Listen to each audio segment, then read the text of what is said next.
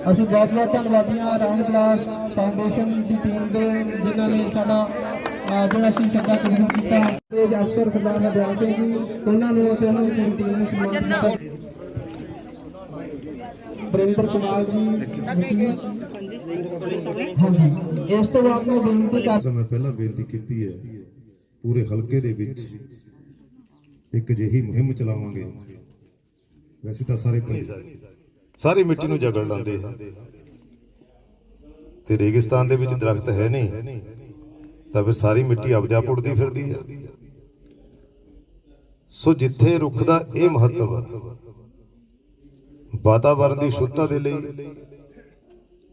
ਸਭ ਤੋਂ ਵੱਧ ਉਪਯੋਗੀ ਹੈ ਤਾਂ ਰੁੱਖਾਂ ਦੀ ਗੱਲ।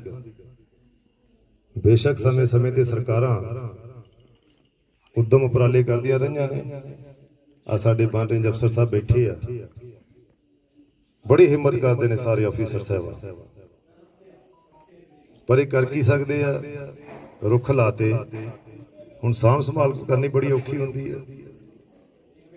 ਸੋ ਅਸੀਂ ਇਹ ਨਿਸ਼ਚਿਤ ਕਰਾਂਗੇ, ਸਰਕਾਰ ਵੱਲੋਂ ਇਹ ਪਲਾਨ ਬਣਾਵਾਂਗੇ ਕਿ ਜਿਹੜੇ ਵੀ ਰੁੱਖ ਲਾਏ ਜਾਣ ਉਹਨਾਂ ਦੀ ਪਾਲਣ ਪੋਸ਼ਣ ਨਿਸ਼ਚਿਤ ਕੀਤਾ ਜਾਵੇ। ਬੇਸ਼ੱਕ ਉਹ ਪ੍ਰਾਈਵੇਟ ਤੌਰ ਤੇ ਹੈ, ਬੇਸ਼ੱਕ ਸਰਕਾਰੀ ਤੌਰ ਤੇ ਹੈ। ਅੱਜ ਜਿਵੇਂ ਰਾਉਂਡ ਕਲਾਸ ਵਾਲੇ ਆਪਣੇ ਬਾਊ ਜੀ ਇਹ ਦੱਸ ਰਹੇ ਸੀ, ਮੈਂ ਇਹਨਾਂ ਦੀ ਫੰਕਸ਼ਨਿੰਗ ਬਾਰੇ ਬਾਅਦ ਦੇ ਵਿੱਚ ਜ਼ਿਕਰ ਵੀ ਕਰਾਂਗਾ ਕਿ ਕਿਸ ਤਰ੍ਹਾਂ ਇਹਨਾਂ ਦਾ ਸਿਸਟਮ ਹੈ। ਆ 4 ਏਕੜ ਦੀ ਗੱਲ ਕੀਤੀ ਆ ਮੈਡਮ ਸਾਡੇ ਵੀਡੀਓ ਸਾਹਿਬ ਬੈਠੇ ਆ। ਆਪਣੇ ਤਾਂ ਬਹੁਤ ਜ਼ਮੀਨਾਂ ਨੇ ਮੇਰੇ ਖਿਆਲ ਦੇ ਵਿੱਚ, ਸਾਰੇ ਪਿੰਡਾਂ ਦੇ ਵਿੱਚ ਹੀ ਹੈਗੀਆਂ। ਸੋ ਆਪਾਂ ਇਹ ਸਾਰਾ ਡਿਸਕਸ ਕਰਾਂਗੇ ਬੈਠ ਕੇ, ਕਿਉਂਕਿ ਹਲਕੇ ਲਹਿਰੇ ਦੇ ਵਿੱਚ ਜਿੱਥੇ ਤੱਕ ਮੈਂ ਸੋਚਿਆ ਕਿ ਗ੍ਰੀਨਰੀ ਦਾ ਇੱਕ ਵੱਡਾ ਅਸੀਂ ਸਿਸਟਮ ਬਣਾਉਣਾ ਹੈ। ਚਲੋ ਅੱਜ ਮੇਰਾ ਪਹਿਲੇ ਹੀ, ਕਿਉਂਕਿ ਜਿੱਦੇ ਨੇ ਅਸੀਂ ਜਿੱਤੇ ਆ, ਕਦੇ ਚੰਡੀਗੜ੍ਹ ਕਦੇ ਅੰਮ੍ਰਿਤਸਰ, ਰਾਤ ਹੀ ਮੈਂ ਚੰਡੀਗੜ੍ਹ ਤੇ ਆਇਆ, ਵਿਧਾਨ ਸਭਾ ਦਾ ਸੈਸ਼ਨ ਸੀ। ਸੋ ਅੱਜ ਪਹਿਲੇ ਹੀ ਫੰਕਸ਼ਨ ਮੈਂ ਇੱਥੇ ਪਹੁੰਚਿਆ। ਚਲੋ ਮੈਨੂੰ ਵੀ ਇਸ ਚੀਜ਼ ਦੀ ਤਸੱਲੀ ਹੈ, ਮਨ ਨੂੰ ਬੜੀ ਤਸੱਲੀ ਹੈ ਕਿ ਬਹੁਤ ਹੀ ਵਧੀਆ ਫੰਕਸ਼ਨ ਦੇ ਵਿੱਚ ਆਏ ਆ ਤੇ ਜੋ ਸਾਡੀ ਸੋਚ ਹੈ, ਸਰਕਾਰ ਦੀ ਸੋਚ ਹੈ, ਉਸ ਸੋਚ ਨੂੰ ਅੱਗੇ ਵਧਾਉਣ ਦੇ ਵਿੱਚ ਅੱਜ ਦਾ ਇਹ ਫੰਕਸ਼ਨ ਸਹਾਈ ਵੀ ਸਾਬਤ ਹੋਏਗਾ। ਸੋ ਅਸੀਂ ਇਹ ਨਿਸ਼ਚਿਤ ਕਰਾਂਗੇ ਸੀਐਮ ਸਾਹਿਬ ਦੇ ਨਾਲ, ਕਿਉਂਕਿ ਸੀਐਮ ਸਾਹਿਬ ਦੀ ਸੋਚ ਇਹੀ ਹੈ, ਉਹ ਗਰਾਊਂਡ ਲੈਵਲ ਤੋਂ ਉੱਠੇ ਹੋਏ ਹੈ। ਉਹਨਾਂ ਨੂੰ ਪਤਾ ਕਿ ਅੱਜ ਸਮੱਸਿਆਵਾਂ ਕੀ ਨੇ। ਅੱਜ ਪੰਜਾਬ ਦੀ ਸਮੱਸਿਆ ਸਭ ਤੋਂ ਵੱਡੀ ਇਹੀ ਹੈ। ਸੋ ਅਸੀਂ ਉਹਨਾਂ ਦੇ ਨਾਲ ਜ਼ਿਕਰ ਕਰਕੇ, ਵਿਚਾਰ ਵਟਾਂਦਰਾ ਕਰਕੇ ਇਹ ਰੁੱਖਾਂ ਦੇ ਬਾਰੇ ਇੱਕ ਨਵੀਂ ਪਾਲਿਸੀ ਜਾਂ ਹਜਾਇਕ ਸਿਸਟਮ ਲੈ ਕੇ ਆਵਾਂਗੇ ਕਿ ਸਾਰੇ ਪੰਜਾਬ ਦੇ ਵਿੱਚ, ਜਿਸ ਤਰ੍ਹਾਂ ਦੱਸਿਆ 4% ਰਕਬਾ ਜੋ ਧਰਤੀ ਰੁੱਖਾਂ ਦੇ ਹੇਠ ਹੈ। ਵੈਸੇ ਆਪਣੀ ਸਭ ਤੋਂ ਘੱਟ ਹੈ ਰੇਂਜਰ ਸਾਹਿਬ। ਅੱਛਾ, ਕਿੰਨੀ ਹੈ ਦੂਜੇ ਸਟੇਟਾਂ ਦੀ ਕੀ ਹੈ? ਅੱਛਾ, ਰਾਜਸਥਾਨ ਵੀ। ਅੱਛਾ, ਰਾਜਸਥਾਨ ਵੀ ਆਪਣੇ ਤੋਂ ਉੱਪਰ ਹੈ। ਸੋ ਇਸ ਦੇ ਲਈ ਆਪਾਂ ਲੋਕ ਵੀ ਜ਼ਿੰਮੇਵਾਰ ਹਾਂ। ਇਹ ਕਿਸੇ ਦੀ ਗਲਤੀ ਨਹੀਂ, ਇਸ ਦੇ ਲਈ ਅਸੀਂ ਖੁਦ ਜ਼ਿੰਮੇਵਾਰ।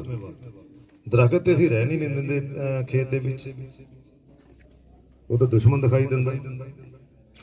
ਹੁਣ ਇਹੀ ਲੱਗਦਾ ਕਿ ਇਹਦੇ ਨਾਲ ਜੀਰੀ ਘੱਟ ਹੋ ਜੂ, ਇਹਦੇ ਨਾਲ ਕਣਕ ਘੱਟ ਹੋ ਜੂ, ਪਰ ਕੋਈ ਇਹ ਨਹੀਂ ਸੋਚਦਾ ਕਿ ਅਸੀਂ ਆਪਣੀਆਂ ਆਉਣ ਵਾਲੀਆਂ ਪੀੜ੍ਹੀਆਂ ਦੇ ਲਈ ਛੱਡ ਕੇ ਕੀ ਜਾਵਾਂਗੇ। ਹੁਣ ਆ ਗਲੋਬਲ ਵਾਰਮਿੰਗ ਦੀ ਗੱਲ ਆ, ਮੌਸਮ ਦੇਖੋ ਹੁਣੀ ਗਰਮੀ ਆ, ਕਣਕ ਦਾ ਝਾੜ ਘਟ ਜਾਣਾ। ਉਹ ਵਾਰਮਿੰਗ ਕਿਸ ਲਈ ਆ? ਕਿਤੇ ਦਰਖਤਾਂ ਦੀ ਤਾਂ ਛਾਂ ਨਹੀਂ ਰਹੀ ਤੇ ਗਲੋਬਲ ਵਾਰਮਿੰਗ ਹੋ ਗਈ। ਅਸੀਂ ਉਸ ਗੱਲ ਵੱਲ ਧਿਆਨ ਨਹੀਂ ਦਿੰਦੇ ਜਿਹੜਾ ਸਾਡਾ ਨੁਕਸਾਨ ਹੋ ਰਿਹਾ। ਅਸੀਂ ਸਿਰਫ ਇਹ ਦੇਖ ਰਹੇ ਕਿ ਸਾਡਾ ਫਾਇਦਾ ਕਿੱਥੇ ਹੋ ਰਿਹਾ, ਪਰ ਅਸਲੀਅਤ ਦੇ ਵਿੱਚ ਫਾਇਦਾ ਘੱਟ ਤੇ ਨੁਕਸਾਨ ਜ਼ਿਆਦਾ ਹੋ ਰਿਹਾ। ਸੋ ਆਪਾਂ ਲੋਕਾਂ ਨੂੰ ਮੁੜਨਾ ਪੈਣਾ। ਆਪਾਂ ਲੋਕਾਂ ਨੂੰ ਇਸ ਗੱਲ ਵੱਲ ਆਉਣਾ ਪੈਣਾ। ਹੁਣ ਪਾਣੀ 300 ਫੁੱਟ ਤੇ ਚਲੇ ਗਏ, 400 ਫੁੱਟ ਤੇ ਚਲੇ ਗਏ, ਕਿਤੇ ਤਾਂ 600 ਫੁੱਟ ਤੇ ਬੋਰ ਲੱਗਣ ਲੱਗ ਗਏ। ਹੁਣ ਤੁਸੀਂ ਦੇਖੋ ਕਿ 600 ਫੁੱਟ ਤੇ ਬੋਰ ਲਾ ਕੇ ਤੇ ਇਹ ਜਿਹੜੇ ਦਰਖਤ ਲੱਗੇ ਵੀ ਹੋਏ ਨੇ ਇਹ ਵੀ ਕਿੰਨੀ ਦੇਰ ਰਹਿਣਗੇ। ਇਹ ਦਰਖਤ ਤੇ ਜੋ ਪਾਣੀ ਹੈ ਜੜਾਂ ਦੇ ਰਾਹੀਂ ਧਰਤੀ ਤੋਂ ਹੀ ਲੈਂਦੇ ਆ, ਤੇ ਧਰਤੀ 'ਚ ਪਾਣੀ ਹੈ ਹੀ ਨਹੀਂ ਕੋਈ।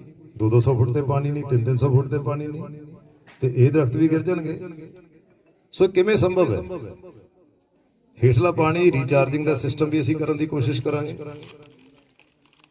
ਹੁਣ ਸਾਰਾ ਬਰਸਾਤਾਂ ਦਾ ਪਾਣੀ ਧਰਤੀ 'ਚ ਤਾਂ ਜਾਂਦਾ ਨਹੀਂ, ਉਹ ਰੀਚਾਰਜ ਦੀ ਗੱਲ ਵੀ ਹੋਏਗੀ। ਪਰ ਸਭ ਤੋਂ ਵੱਡੀ, ਜੇ ਦਰਖਤ ਹੋਣਗੇ ਤਾਂ ਬਰਸਾਤਾਂ ਵੀ ਖੂਬ ਹੋਣਗੀਆਂ।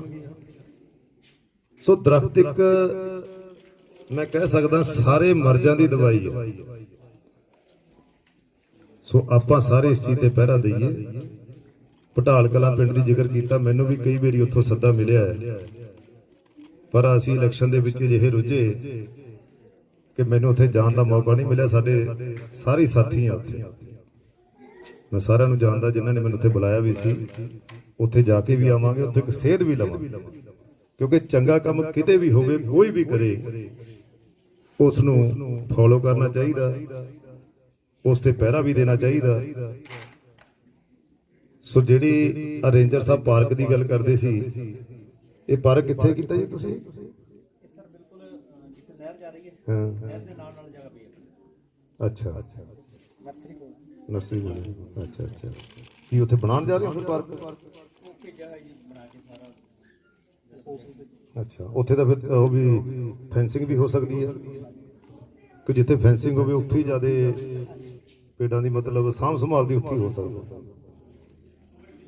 ਸੋ ਅਸੀਂ ਰੇਂਜਰ ਸਾਹਿਬ ਬੈਠੇ ਆ, ਇਹਨਾਂ ਦੇ ਨਾਲ ਮਿਲ ਕੇ ਵੀ ਮੀਟਿੰਗ ਕਰਾਂਗੇ ਸਾਰੀ, ਤੇ ਬਣਾ ਨੂੰ, ਰੁੱਖਾਂ ਨੂੰ ਵੱਧ ਤੋਂ ਵੱਧ ਲਾਉਣ ਦੀ ਪੂਰੇ ਹਲਕੇ ਦੇ ਵਿੱਚ ਇੱਕ ਮੁਹਿੰਮ ਵੀ ਚਲਾਵਾਂਗੇ।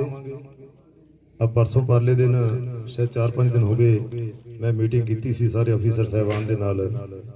ਉੱਥੇ ਵੀ ਮੈਂ ਜ਼ਿਕਰ ਕੀਤਾ ਸੀ, ਜਿਵੇਂ ਸ਼ਹਿਰ ਦੀ ਗੱਲ ਸੀ, ਮੈਂ ਸ਼ਹਿਰ ਦਾ ਜ਼ਿਕਰ ਕੀਤਾ ਸੀ ਕਿ ਕਿਸ ਤਰੀਕੇ ਦੇ ਨਾਲ ਅਵਾਰਾ ਪਸ਼ੂ ਉੱਥੋਂ ਆਪਾਂ ਰੋਕ ਸਕਦੇ ਹਾਂ ਆਉਣ ਤੋਂ, ਕਿਉਂਕਿ ਜੇ ਅਵਾਰਾ ਪਸ਼ੂ ਰੁਕਣਗੇ ਤਾਂ ਉੱਥੇ ਵੀ ਮੈਂ ਗ੍ਰੀਨਰੀ ਦੀ ਗੱਲ ਹੀ ਕੀਤੀ ਸੀ ਕਿ ਕਿਸ ਤਰੀਕੇ ਦੇ ਨਾਲ ਆਪਾਂ ਰੁੱਖ ਵੱਧ ਤੋਂ ਵੱਧ ਲਾ ਸਕਦੇ ਹਾਂ। ਸੋ ਅੱਜ ਤੁਸੀਂ ਉਦਮ ਉਪਰਾਲਾ ਕੀਤਾ ਹੈ, ਮੈਂ ਇਸ ਦੇ ਲਈ ਤੁਹਾਨੂੰ ਸਾਰਿਆਂ ਨੂੰ ਵਧਾਈ ਦਿੰਦਾ, ਤੇ ਇਹ ਵਿਸ਼ਵਾਸ ਦਿਵਾਉਣਾ ਕਿ ਅੱਜ ਦੀ ਜੋ ਤੁਸੀਂ ਸ਼ੁਰੂਆਤ ਕੀਤੀ ਹੈ, ਇਹ ਸ਼ੁਰੂਆਤ ਇੱਕ ਸਾਰੇ ਹਲਕੇ ਦੇ ਵਿੱਚ ਇੱਕ ਮੀਲ ਪੱਥਰ ਸਾਬਤ ਹੋਏਗੀ।